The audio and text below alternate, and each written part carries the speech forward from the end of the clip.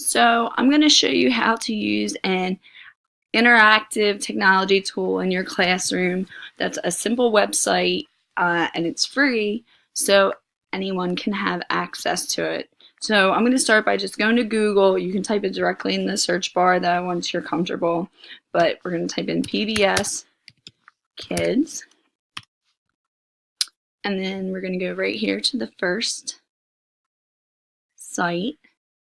And then I know it's a little strange, but if you go up to parents and then you go down here to the PBS Learning Media, you can click there.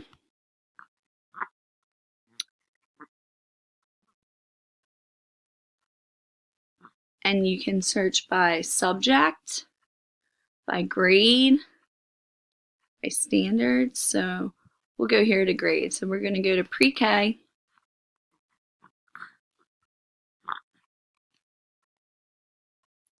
And we'll go to mathematics.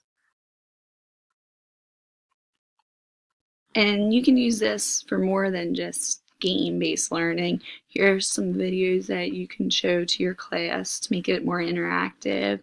There's a whole suite right here that shows how you can help to create an interactive lesson within your classroom. So I'll click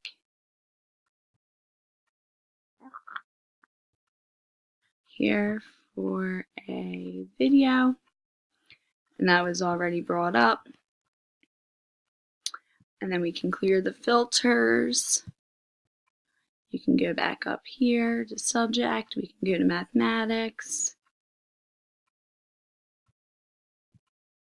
So you can filter again by the type of lesson,